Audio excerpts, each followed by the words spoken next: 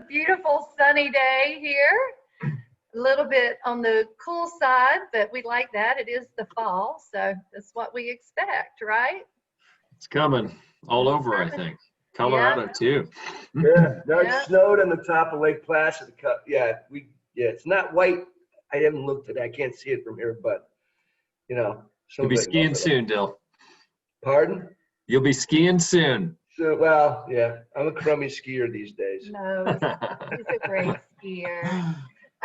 So great. So we're starting to have some people come on, and then we're live on Facebook. So that's where most of our audience is joining us nowadays. Hi, Jennifer and Frank Zumpro and Mike and Mike. Welcome to everybody. And behind us is Smiley, who interned at Ignition for, not Ignition, what am I talking about? Interned at McWhorter Driscoll. And then has, like all of you guys, become a part of our life for forever. So, and as you get to know Smiley, his name is because he's always smiling, which is positive human energy. So anyway, so today we're so excited to have Andrea oh gosh, say his last name. Magelli. Yeah. And Sara. Magelli. No. Oh, Roversi. How do you say it? Roversi. We're very good with our All Italian right. guys. The Southern accent's just not doing it today. But Andrea and Sara, we dearly loved. We got to meet them through the Olympics in Torino, and just a wonderful, amazing couple that, you know, you look at Andrea's bio and it's like, entrepreneur like crazy, founded CEO of Life in a Click, which was the digital photography and how we met on the Olympics. And then You Can and So Sushi as another company, and Well Done Burger, You Can Group, helping with nonprofits, migrants, educational. So Andrea, and then you pair him up with Sara, who's just lighting the world in the food ecosystem and how we can improve getting high quality food in a more efficient way to the world. And you put these two together and they exhaust me. So we're so excited to have you guys, and Dill's gonna share a little bit of thought Okay, for real us. quick, yeah, just, and I always say a real quick thing that, you know, that how we really met was with Terry Barra, who I think, Terry, you're there, and Nicola Ketlets, who has passed away, but one of our dearest friends.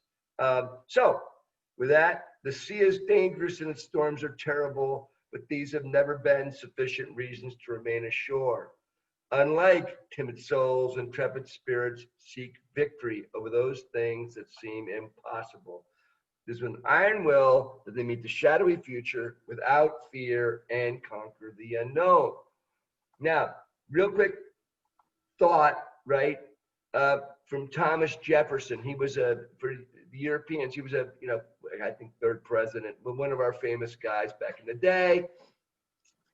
And in what we're going through here in the world, I think, in a lot of places, it's honesty is the first chapter of the book of wisdom. That comes from Thomas Jefferson, which I thought, another thought starter to just put that in the back of your head someday and think about it, chew on that for a while. And Sunshine, I'm going to turn it over and have at it. Josh, you're in charge of all things, questions, etc. You know, whatever. All right, so Andrea, Sara, it's all yours. Good. I'm so glad to be here with many friends and reconnect with many friends. So thank you so much for having us. I say Susan and Dila has been always inspiring us so much, from the first Olympics, the Olympic torch relay in Torino. And I think that we learned so much by working with you, with Thierry, with Josh, with the Ignition family and Coca-Cola family at the beginning. And I think that we brought all the learning with us through our journeys. So basically, after the Olympics, we started many different other businesses, always with the aim to spread good messages and empower youth and involve and connect people from different cultures, different countries, And this has been probably the fil rouge connecting all of our projects. So now, of course, is an unprecedented time in history, and we work in food, and food is one of those things that connects all of us.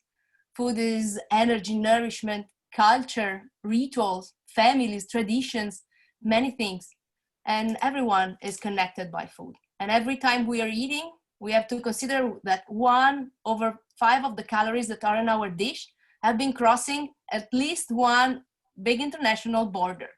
This means that food is globalized, and every bite we take actually can have a tremendous impact on the health of us, of humanity, and on the health of the planet. And so we thought this 7 years ago to start this journey and starting the Future Food Institute with the aim of bettering the world, starting from the easiest thing we have, food. And like that, we are trying to make our best every single day, let's say. You want to say something, Andrew?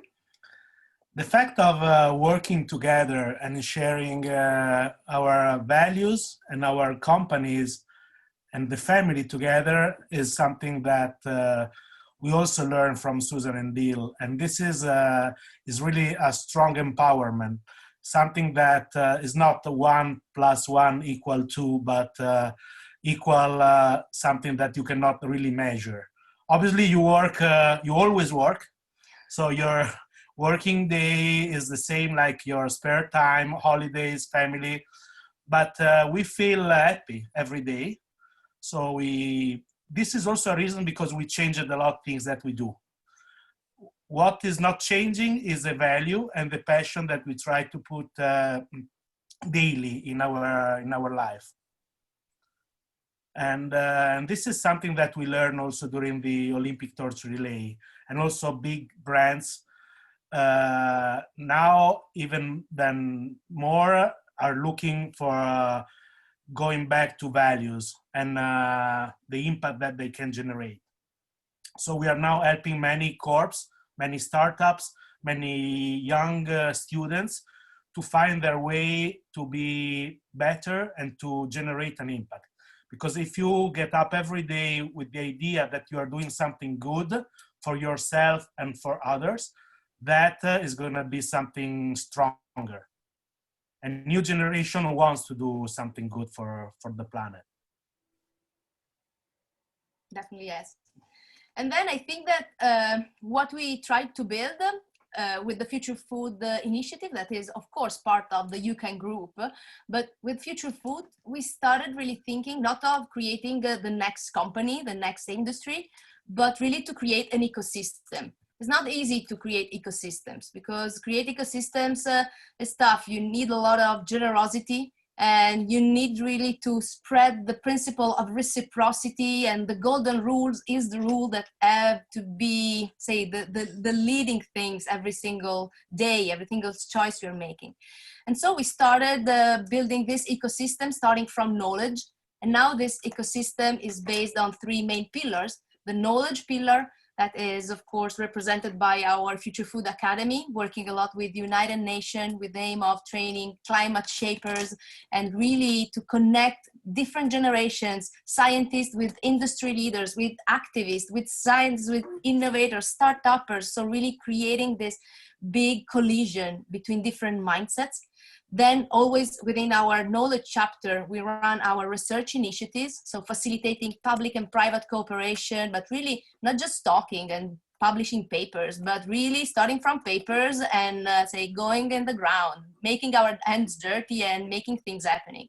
Then we have the community side, that is of course now pretty much a digital community, but we love to see people and share spaces with people. So we have this huge living lab in Bologna that every day, also today, is hosting like 2,500, 3,000 students per day. and it's huge. This place is hosting events, is hosting startup, is really our home. And we have the same kind of home in Tokyo, and one is opening in Singapore soon. Let's hope if COVID stops. And then we have the third chapter, that is the R&D team. We have this R&D team that is, say, led by our B Corp that is based in California, but actually the team is spread all around the world, across Asia, Europe, and US, and a little bit also in Africa. And actually, we really decided to become kind of servant of the food industries that really want to change. So we only work with industries that want to accomplish sustainable development goals, or one of the indicators, they want to cut plastic, they want to reduce food waste. So with the motivated one, with the purpose-driven one. And so it's amazing. And we have an incredible team of guys coming from all over the world. It's like to be like in an Olympic village when we do our retreats. And it's pretty cool because they're all youth and motivated, not only just young. Actually, we have also many very smart senior people and inspiring people in our team, but then many of them are really guys that want to change the world. And so it's amazing because we are surrounded by amazing people. And actually last year also Thierry's son came to us at the bootcamp in New York, and we tried to let him speak at the United Nations, and he said the best things ever. He opened the mic and he said, no. And so that's going to be forever probably the best performance at the United Nations ever. Well, awesome.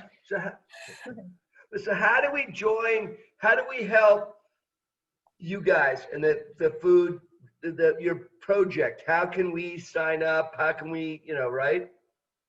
Get involved. You can become an amazing climate shaper. You should join our bootcamp, the digital bootcamp starting on October 30th. I want you to meet our guys. We want to. All of us on this call potentially want to. So Josh, help me out here. How do we get involved? How do we give us is it a website or how do we do it?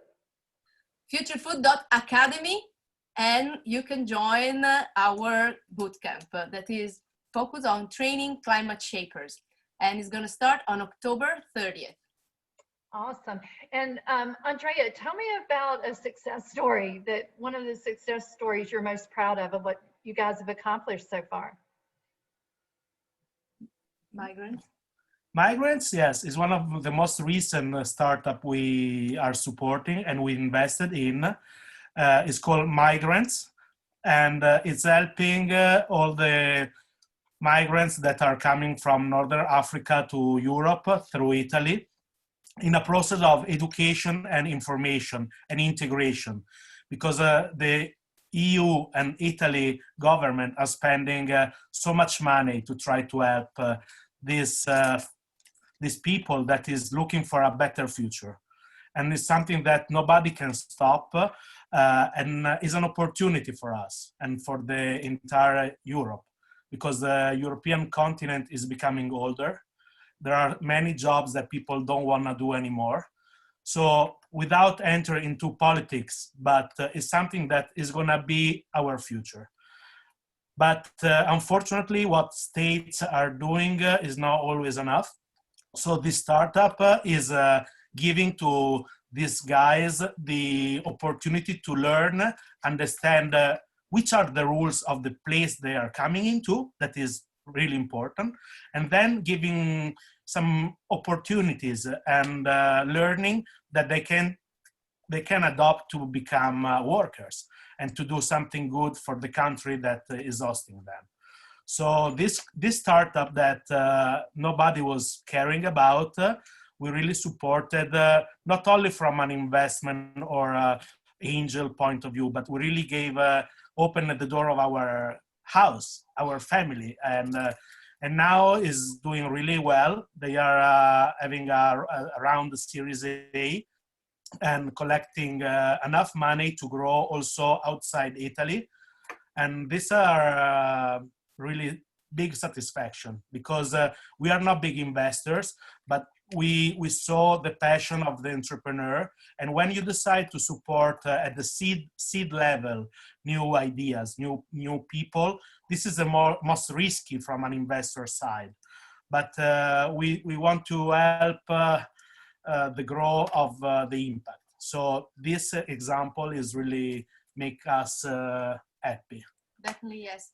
And in the last round, actually, the National Investment Fund, so the government decided to be part of the deal. So we're really happy because we think that we can try to change the things from the inside. You cannot change things saying, oh, you are wrong. You can change things if you involve people from your side. And so we hope that through this project, we can help them to see potential solutions that can be adopted massively. Yeah, and you mentioned that you have a few thousand people going through your food lab today. Do you think actually COVID may have helped you to accelerate your reach by people being more comfortable to reach in and participate digitally, or no? I don't know. Let's say now we are living out of the network that we have been building, crazily traveling everywhere in the world and connecting with people, experiencing things with people, sharing real things with people. Of course, now digital is facilitating, is helping us to keep this ecosystem alive. It's not so easy to create a network just through digital platforms, because then we're humans. We need to share experiences. And so I think that, yeah, this is a temporary solution, but I hope we can really come back soon and hug you in person. This is something that is fundamental for everything. Right, yeah. And tell us about, don't you have some partnerships with like some universities for research, or even with like Google, or? Absolutely, yes. Because for the things we are doing, partnership with academics are crucial. And also because inside universities, you can really find the best talent. So absolutely, yes. And we should go back to ABAC one day. We had a speech at ABAC in Georgia when we were running the family business class, I think. It was really exciting. Yeah. The question is, I believe in America, there's, and anybody in the call, please jump on and pile on. But if you think about, and the University of Georgia, we have a huge nutrition school. There's one, I'm on the board of directors of Paul Smith's up here in near Lake Placid. Small school nutrition. It's everywhere. And I think about Mike Family's on the horn here with us, but I know that if you think of the Army, the Navy, our son John's about to be a Navy SEAL, the nutrition and how they take care of these men and women, it's huge. And I think that the impact with the UN and how we're trying to do this, we need to reach out. And that I'm very American centric now. And I don't mean to be, but I'm sure Germany, Italy, Nigeria, South Africa, they all have amazing programs in nutrition. And it'd be great to somehow get those kids involved, right? Absolutely, yes. Let's find a way to spread the word and involve them in our bootcamps. Last bootcamp, we had guys coming from 37 countries. And we had also some guys coming from US, of course. And I think it's the best way to get in touch with the community and also with the professor and academics connected with us. And absolutely, yes, there's a lot to do. And the problem until now, that's actually also in the food system, we have been working a lot in silo. And this is the issue. We need really to work breaking the silo, because the people working in nutrition need to understand and to be aware about everything related to the climate impact of what we're eating, as well as all the other parts of the industry. So I think that this is really something that needs to be shared from kids in elementary schools up to PhD students. This is really something that we need to teach. And everything is about the mindset, not about just the technical skills, because the problem is that we have a lot of super smart people that knows everything about this specific thing. But then what is missed is the mindset. the mindset, the collaborative mindset, the cooperative mindset, the way of how we can build a business together, how you can really be a maker and create a prototype and fail and iterate and go again. And so this is actually what is missed the most. So tell us what happens at your boot camps. I know we all know about a boot camp now, and we want to go big part of it. But what should we expect that happens at a boot camp? So the digital bootcamp actually is an experience that is a 1-month program where actually, of course, we share a lot through our digital platforms, but also we inspire people and we teach to people how to go back in their community and do experience with their community and then share back in the global network. And this is the first thing. So we want them to connect physically with the heroes of their city. So finding the local heroes is the first rule. And this is another thing we learned through our Olympic torch relay, because we add the local heroes. And every city has heroes. Sometimes we look for heroes and innovators on the opposite side of the world, and we don't even see that we have amazing role models around us. Then we teach them, say, the ecosystem thinking and overall the prosperity thinking approach. That is kind of an evolution of design thinking that is putting humans at the epicenter of everything with the human-centered innovation. And we are moving towards to the life-centered innovation, not just considering humans, but also considering the planet. And so a life-centered innovation. And then we give them some tools. We have 4 topics. So studying how food plays a crucial role in climate smart cities. So studying the role of food in the cities of the future. Then climate smart farms, regenerative business model for the farming system. Oceans, and we have a huge chapter focused on oceans and sustainability and water, dedicated 100% to the health of our oceans. And then the last part is focused on climate conscious eating, regenerative kitchen and climate smart kitchen, with tons of chefs coming from all over the world, really sharing amazing experiences. Of course, there are hackathons, digital conviviums where actually we connect kitchens all around the world, and many inspiring people joining us during this journey. And next digital bootcamp is going to be focused a little bit more on the Asian time frame, but on executives. But generally, all the bootcamp and many of the educational programs are really open to diversity. So different ages come together, and in the same class, let's say, you can find a teenager together with a dad or a grandparent. So yeah, but in a very constructive way. So in the last one, we had the president of a huge foundation from Thailand, and then together with the HR manager of the biggest pharmaceutical company and a bunch of young climate activists that were not just there screaming, but they were there to find a way to be part of the solution. And they were all working together, scientists, PhDs. And the interesting thing is how they approach the bootcamp. The first time, say, mainly the people coming from academics, they were saying, oh, but there's a teenager, I cannot do that. I have already a PhD, I'm gonna waste my time doing this program. But then they were the one thanking us for the experience, saying that was a life-changing experience for them, because they never thought that they could learn something from a teenager or from a person that was coming from a different field. So I think that this was the most powerful thing. And the people coming from the industry basically are the one now supporting the next edition and asking for help to solve issues in their companies. So they found the system completely mind-blowing from their perspective. So it was really positive. So we didn't expect to do a second edition, but we have more than 100 applicants for the next one starting at the end of October. So we decided to start a second edition for 2020. Oh, wow. That's awesome. Because, you know, healthcare is the big issue over here, and about health insurance and healthcare. And I keep saying maybe we're looking at the wrong solution. Maybe the solution is that we learn how to eat healthier, right? And live better lifestyles and linkages. So I think that is a lot of what you guys are trying to bring awareness and action and solutions to as well, is how do we live healthier lives? And then you don't have to worry so much about healthcare and health systems, you know, because we shouldn't have as much. We take better, especially us Americans, take better care of ourselves.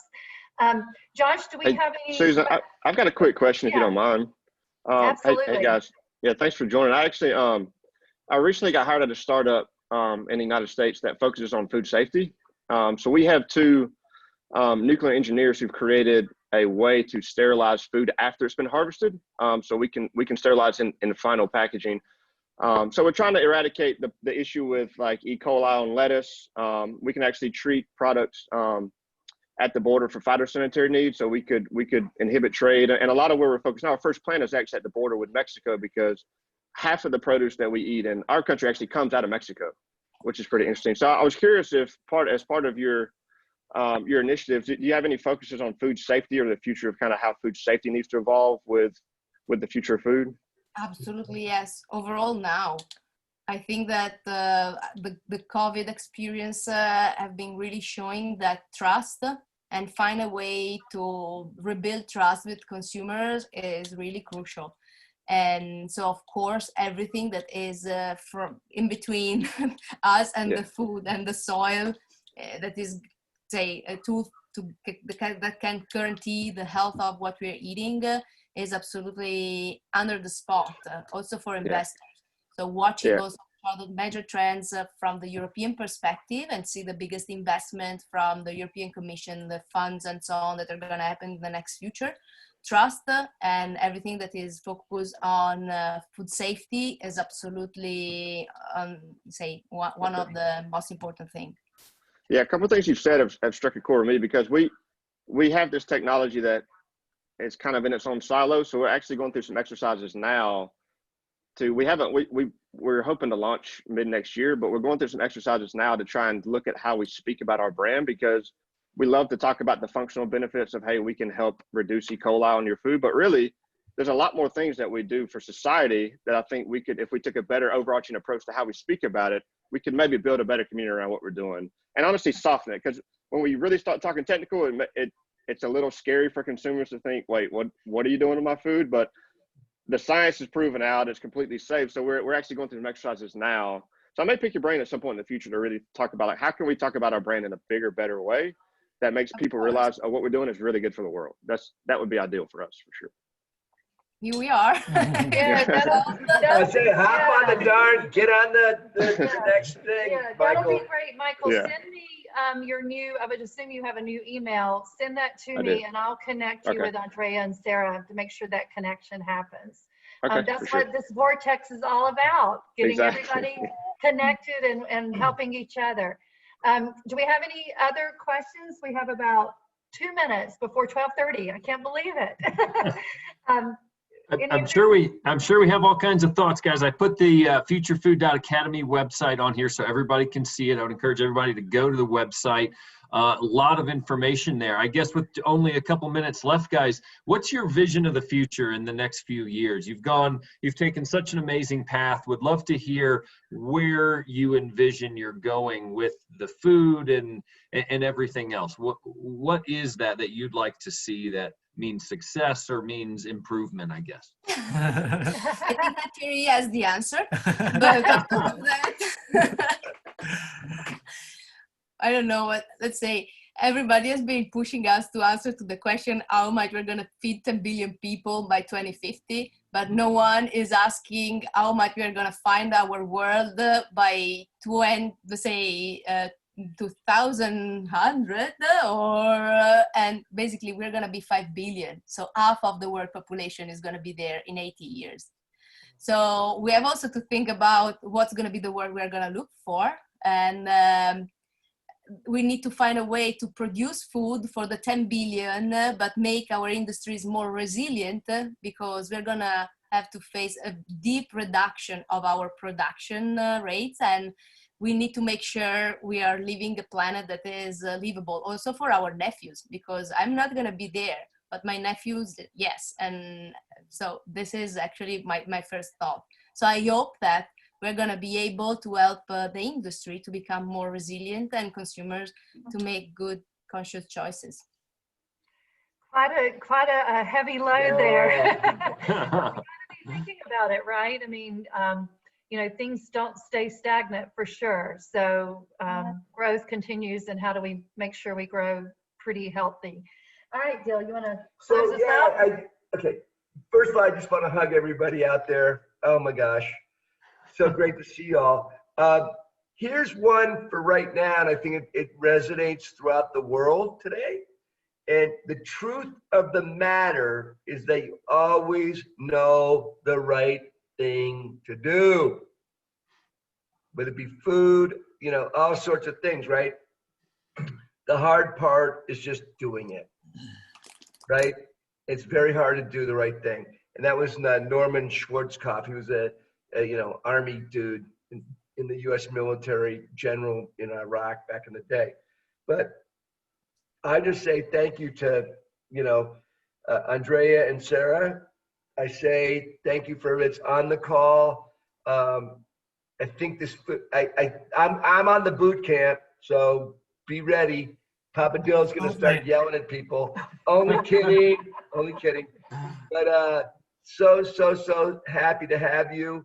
Thought of the day is just, wouldn't it be amazing if people would just embrace the thought of safe food? And how do we take care of the planet? We always say the 3 Ps: planet, people, prosperity, right? Without those 3 Ps, we're all toast. So anyway, I would say thank you, and hip hip hooray! Hooray! Hip hip hooray! Hooray! Hip hip hooray! Hooray! Thank you, guys. Everybody have a great week, and anybody needs anything, you know we We are. have a note. Follow the 24th relay on October the what? October 16th, World Food Day. World Food Day. 24-hour relay traveling from east to west, everywhere in the world, spreading the world. So join. All right. Great. Take care, everybody. We'll shoot that out, everybody. Bye for now. Thank you, Thanks, guys. guys. Appreciate it.